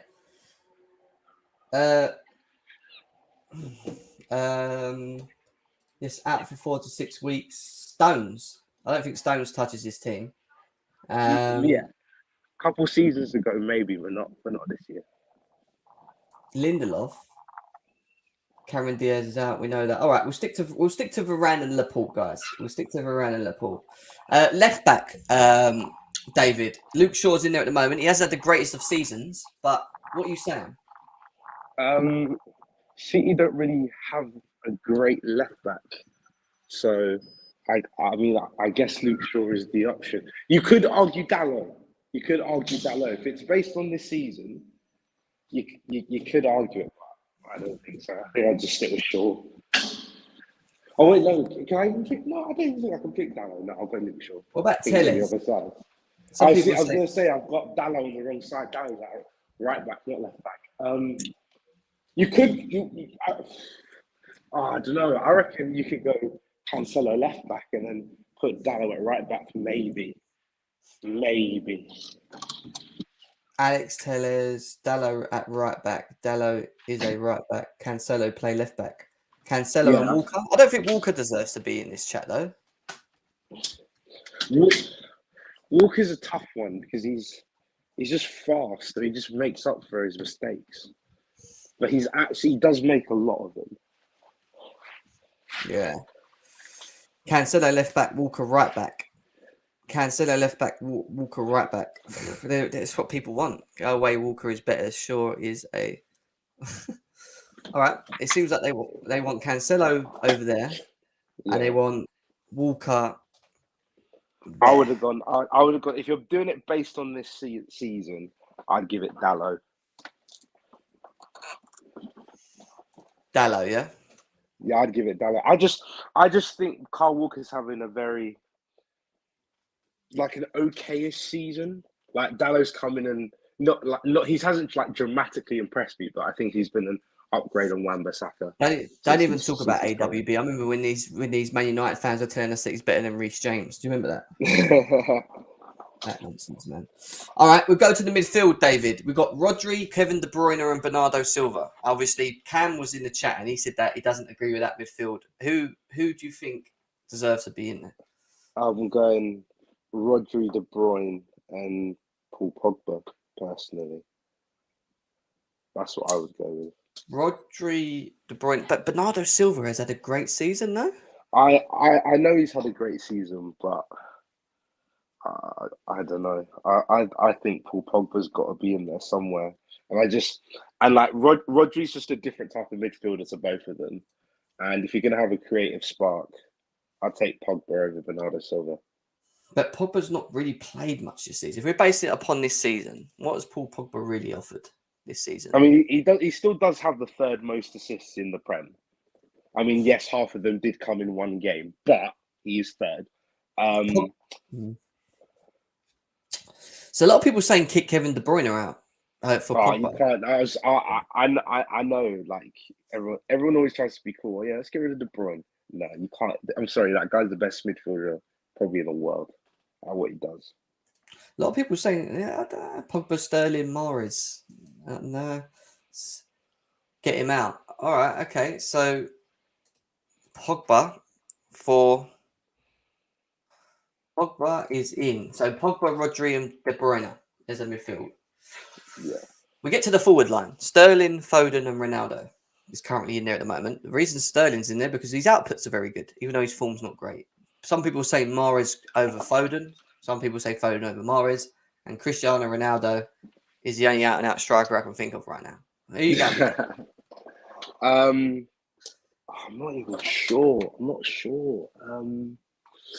I think Mahrez has had a good season, I think he has. Let's have a look. Maybe Mahrez for Foden. I don't know. I feel like Mahrez has had a lot of like key goals this year. Like So he's when scored City 8 goals and he's got 4 assists in 20 matches in the Premier League. yeah, when City have really needed a goal, like a spark or like a penalty, they get in the Foden last minute. has It's always 19 been matches, 7 goals and 3 assists. So they're quite close. It's close. Sterling, what Sterling's done? Sterling's done 23 games, 10 goals, 1 assist. They're all pretty balanced. Definitely not Jack Grealish though. He's been. Yeah, he's not making his team, mate. No. I don't know. Let's go. I'd say get rid of Foden and put in Mahrez. That's what I would go with. Ronaldo's lucky because there's just no other striker. Bernardo Silva has 7 goals and 1 assist in 26 games. I don't think we can play him further up the pitch. I think Mahrez is a good shout. We can throw Mahrez in. Cristiano Ronaldo deserves to be up front? Or is this no choice? There's just no other striker. I mean, I'm not taking Gabby Jesus over him, so... He doesn't even play, does he? Not really, no. And when he has played, he's played on the wing. 23 games, 9 goals, 3 assists for Cristiano Ronaldo in the Premier League right now. It's not great, but not great. I mean, I'd take it. It's better than Sancho. Some people were saying Sancho's had like a little renaissance, but not quite yet. Maybe a bit further down the line, but not now. 22 games, 2 goals and 2 assists for Sancho in this one as well. So you can see that he's not there. What about Bruno Fernandes, David? Because he wasn't mentioned. Oh my God, I forgot about Bruno. Oh my God. Exactly. I think 9 goals and 6 assists in 26 games for Bruno Fernandes this season. I genuinely think Bruno's had a better season this season than he did last year. It's just that his outputs don't look the same. But I think he's playing better. Maybe a Bruno false 9 in front of Ronaldo, Maybe. I don't know. Get rid of Pogba. We're having Bruno. Get rid of Pogba. We'll have Bruno. Ronaldo? No, get rid of Pogba. We'll take Bruno. I think Bruno's been like really good this year. Like he's like, I remember when he first came in, he was getting all these goals and assists, and I was like, it's not sustainable. And like it wasn't, but like I think he's actually like becoming that level of player where it will become even more like his numbers will just keep growing. Yeah, I hear that. But there you go, guys. De Gea, Cancelo, Laporte, Varane, Diogo Dalot, De Bruyne, Rodri, Bruno Fernandes makes it in the last minute. Sterling, Ronaldo, Mahrez are the 3 up front. And David, in terms of this game overall, do you think this is going to be a whitewash for Man City, or do you see Man United turning up in this game? I'd like to say that City win, but these derbies, you never know what they could throw up. They're like City could be winning 2-0, and then Pogba just decides I'll do what I did a couple of years ago. But if I put money on it, I'd put City. I'd definitely put City. All right. So while you're here, actually, because I had to do this all myself anyway, I'll quickly fly through these games for you quickly for you. So we've got match day 28 of 38, right? So yeah, weekend game: Leicester versus Leeds United. Score predictions. I'm gonna go. You know what? I'm gonna back Jesse March. I'll go 2-1 Leeds United. Jamie Vardy will score, but Dan James is gonna score as well. That's what I predict. I don't know, David. I mean, they've got Jamie Vardy back in the house. They beat Burnley 2-0 in the midweek as well. I don't know, mate. I don't know. I like what Jesse March was doing at Salzburg before it all went downhill, and then it didn't really work out at Leipzig. But I think he'll prove a lot of people like wrong, because people are looking at him like he's like Bob Bradley from Swansea, like he's just another American coach. He's just calling it soccer area. I think he's a lot better than that. He's had a lot of experience in like German football, so they'll still be an attacking side like they were under Bielsa, but they just won't be as like stupid with it. Where you see them having like 2 centre backs basically playing, and like there are just 9 players. Like they won't be as porous. I think they'll be a better side, personally. So. Yeah, I'll back Leeds. Fair enough. 2-1 is what David's gone for Leeds versus Leicester. What about Burnley versus Chelsea? I think we should win. I think we'll win 3-1. I want to say. I think we're gonna start clicking soon. I think it's getting to that stage in the season where I just see us like we're gonna keep it rolling, especially with the fixtures that we've got. I think I want to back my boy Havertz again. I want to see him. I want to see him score or assist. He's a baller, man. Yeah, I just think Burnley will just score a set piece because our set pieces haven't been good recently. Do you think Romelu Lukaku will also play next to him? I think so. I think it's now getting to the stage where it's like that whole thing of like maybe we play Lukaku at right wing might actually become a thing, and it's just it's again I understand he's 100 mil, so he kind of has to play because you don't need your asset depreciating that much, especially with the current situation. So I think he plays. Is this true? I need to check this. 1 second. This is a joke, isn't it? Oh, my boy! Oh, that's funny. So, Musin Bayrak has made an offer to Abramovich to buy the club. We are in negotiations. We are in negotiation phase with Signature. We will fly the Turkish flag in London soon. Who's Musin Bayrak? Who's that? Do you know what's mad? I said to, oh my god, this is hilarious. I've got to retweet. Yesterday, I said to a guy called Dubois on Twitter that I will call up one of my Turkish billionaires and get him to make a bid for Chelsea. And all of a sudden, we've got to make a bid. He's got to make a bid. That is funny, man. No, join the consortium with the Americans and the Swiss guy. Just join. As much money as possible. That's what I want. Why have one billionaire when you can have 5? I just think that's just funny, man. That is funny. I'm gonna have to take it from that quickly before we go on. That would start. I had to. All right, so you win there. What about Aston Villa Southampton? Because this is a tight game. Because Southampton are in great form. Aston Villa have won their last game as well. They've got probably say the better players, Aston Villa, but Southampton have got they've won their last 3 games in a row. So what are you saying? I think Southampton are like one of the most underrated teams in the Prem. I think they're a really good team. My friend's a West Ham fan. He went to the FA Cup game and he was like Perot at fullbacks looking. That strike as well was ridiculous, but he said he looks really good. And he said that Broha impressed him the most out of anyone. So yeah, I'm gonna back Southampton. I'm gonna say 2-1. Steven Gerrard not really doing as well as everyone thought. He kind of started off like a rocket, and it's kind of just fizzling out. And is he really that much better than Dean Smith when they sacked him? I'm not sure. I'm not sure. Yeah, kind of just fizzled out or whatever. Fair enough. Norwich Brentford. I'm going to back Brentford. I just think, really. I think. Can we just show you their form? There it is. 4 losses, 1 draw. That's rotten. I don't know. I just think Norwich are really bad. No offense to Norwich, I just think they're a really bad team. But Brentford any better? They've been shocking. I think Brentford are. I think Brentford are a better team than Norwich. I'm very confident in that. I just think Norwich just need to go back. They just go back in it. I don't know, man. I actually went for a Norwich win on that one. I did. We move Newcastle versus Brighton, because you look at Newcastle at the moment, David. They've got the second best running forward in the league. Eddie Howe. He's got 4 wins and 1 draw. Right, and they're up against Brighton, who are on the back of 3 losses in a row at the moment. I mean, Newcastle are at home. They've got the crowd behind them. They're trying to build it like a fortress again. What are you saying? I mean, Joe Linton might be the Prem's most improved player.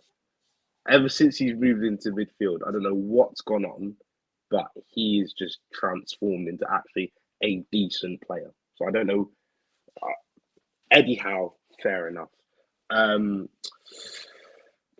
Damn, you know what? I'm going to go with the Newcastle win, and I'm going to say Dan Burn scores a header, just because that's what football does. He's left Brighton, he was coming back, and he's going to score. Yeah. All right, fair enough. You going with Brighton, really? I'm going for Newcastle. I'm saying he scores against this old Brighton team, the old Brighton squad. David's ball knowledge and football IQ is way below par, Jim. You really need to educate him. You're worlds apart.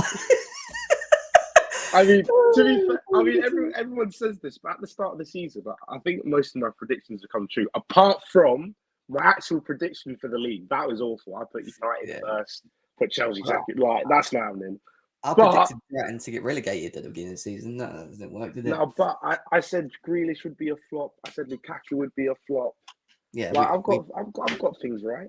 He's got leverage, guys. He's got leverage. He's got leverage. Wolves versus Crystal Palace. I know Wolves have struggled a little bit. 3 losses and 2 wins. Are up against the Palace team, who just sit where they always sit every season, 11th. 3 draws, one loss, and one win. I mean, Wolves are at home. Very good defensive record. I think the second best defensive record in the league, actually. Who are you going for? I'm going to back Wolves, but they just need to, when the Wolves score, they need to stop just defending, because they go 1-0 up and then they're like, nah, we're good, shut up shop, like prime Mourinho, except you don't have Carvalho and Terry, you've got Cody and Killen. So they're a good team, they're better than Crystal Palace, but they need to stop shutting up shop so early. Yeah. Okay. Fair enough. We move on from this game and we move into Liverpool versus West Ham, because I went for a draw, David. More hope than anything. Draw. Yes. Yeah, that's hope talking. I'm not gonna lie. Well, they've got the best form in the league at the moment, but against the West Ham team, we were fighting for Europe and top 4. When you look at it, they could, with a win, they could go above Man United, who have got Man City. So there's a lot on the line in this game. I really want to back West Ham, I really do.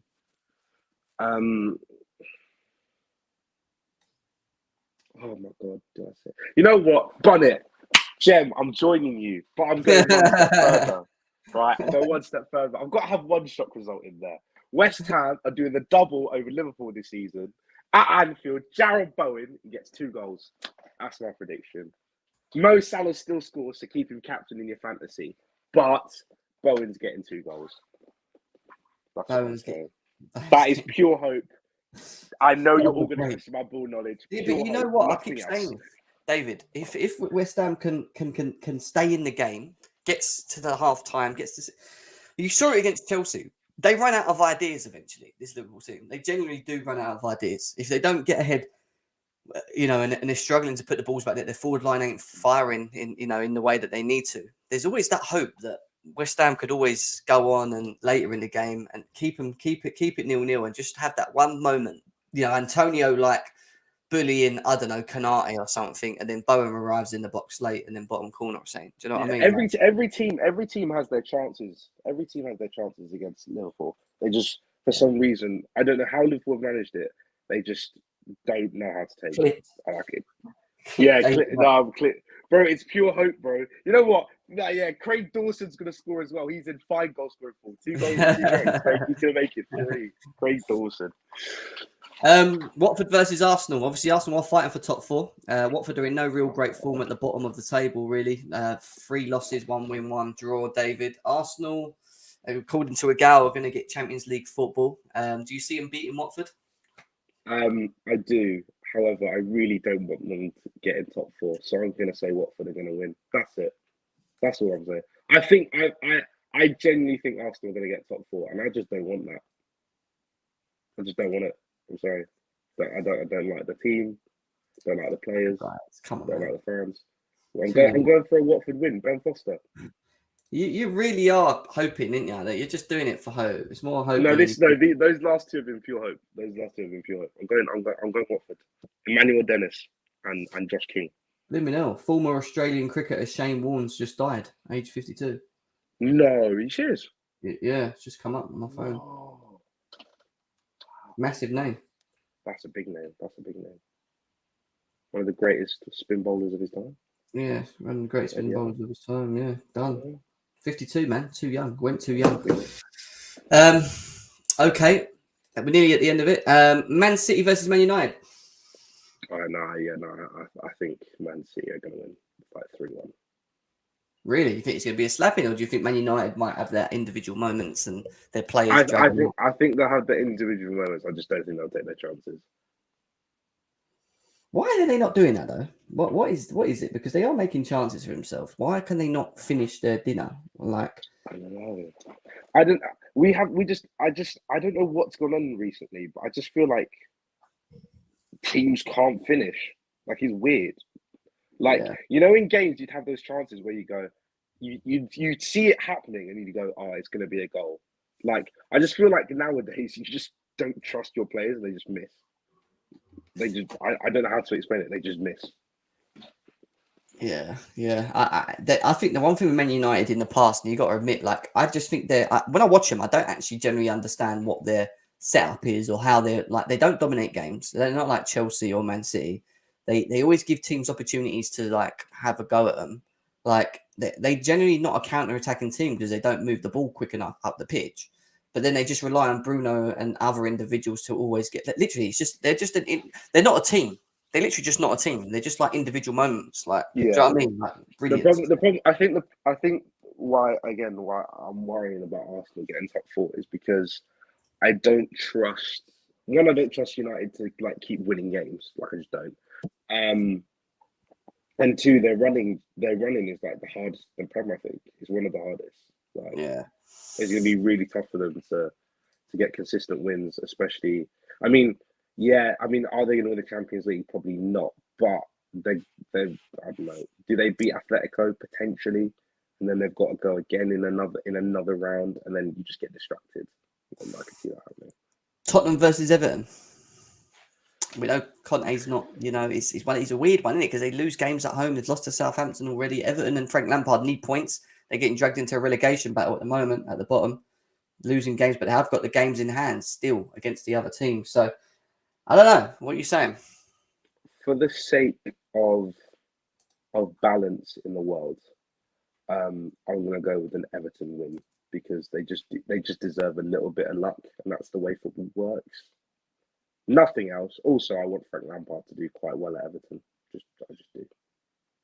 So I'll go with an Everton win. I'm gonna go. Dele Alli. Oh my God! Imagine the scenes. Oh, Alex would be crying. Oh please, you know what? No, I want that even more now. Make Dele Alli 2-1 Everton. Dele Alli's gonna do it. Yeah. I'm gonna back it. Interesting stuff. Jem and David, the news on Muhsin Bayrak buying Chelsea has now been tweeted by Simon. Yeah, I know. I've just seen it myself, actually. So, Turkish owner is actually really interested in Chelsea Football Club, apparently, David, which is interesting stuff. Muhsin Bayrak, I need to check him out. This is what I'm saying. I've never heard of any of these millionaires, like billionaires. You just think you would have. I want to know what his net worth is. I know who he is, but I just want to know what his net worth is. His net worth. Why can I not see his net worth?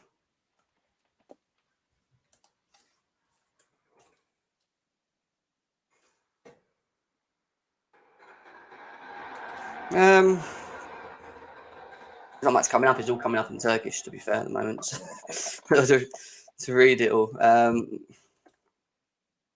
Yeah, I mean, he's a public figure in Turkey. He's made a lot of his money through different investments across Turkey as well. He's got dough. I know he's got dough. I just don't know how much dough he's got. I didn't know he was that rich that he could go and buy Chelsea. I'm assuming, again, there's some more consortiums that are involved in the buying. Don't get me wrong, but I'm not too sure how much he's got. So I'm being told that he's worth 70 billion in Turkish lira. So in Turkish lira, if he's 70 billion, then he's probably he's worth about 7 billion in our money, 7 to 8 billion. It's not too bad. It could be worse. Or 11 billion net worth. There you go. A little bit more on that. 11 billion net worth. So yeah. However, if he could join up with the American guy, I would take. I'll be happy. I'll be happy. I just don't want this 86-year-old man. I just don't get this. Oh no, he looks like he just wants he'll be like, I own Chelsea, cool, and then that's it. He won't do anything. Well, let's just quickly bring that news up before we finish off here, because it is some breaking news that's just come out as well. And it's coming out saying that Muhsin Bayrak, a Turkish businessman with an investment in London, has made an offer to buy Chelsea. We're discussing terms of Chelsea's purchase with Roman Abramovich's lawyers. We're negotiating signatures. We will soon fly the Turkish flag in London. He seems pretty confident. Does seem very confident. He seems pretty confident. How funny did it have to be to... him and no, what's it? The American guy, the Ted Bowley guy, he already tried buying us in 2019. So I'd be very surprised if he didn't try and get himself involved, because it's clear that he wanted us in the past, and he can get us for cheaper now than he did in the past. So yeah, he's a businessman. He's a big businessman. He's got dough. Don't get me wrong. He's definitely got the dough, but we'll have to see what happens. Listen, guys, still over 100 of you here. Big up everyone that's in the chat as well. Nice to see you in there. Like I said, with Musin, if he does take over, I don't think it will just be him individually. He has got, being a businessman, he has got partners. So I'm assuming some of his partners will come across as well and join in. He seems pretty confident. That seemed like a pretty confident comment. We'll see what happens. And I just find it very funny because I got asked yesterday when they were talking about this 86-year-old. I went, I read a comment on Twitter saying, let me make a call to one of the Turkish billionaires and get them to bid for Chelsea. The next day, a Turkish billionaire just bids for Chelsea. It's just funny, man. That's what it's funny. But David, good seeing you come in eventually. Anyway, shame you couldn't come at the beginning. When you're free on these shows, just come in, because Ram usually joins me a bit. You can just join us. We can just all do it together. Okay, yeah, sure. If you've got time and that, I'll let you know when we do, and we're doing once every week when the Premier League's on that. But make sure, guys, you smash the like button, please. Subscribe to GNA TV on our road to 5k subscribers, which is big for the channel as well. Big up everyone as always. I will be back tomorrow, match reaction for the game, 100%. I think Charlotte might be doing the women's final before that at 5 o'clock, which is the Man City versus Chelsea WSL Cup final. So up the girls. Hopefully they can bring in that trophy home for the Blues. Big up everyone. See you again soon, and take care of yourself, and we'll be back.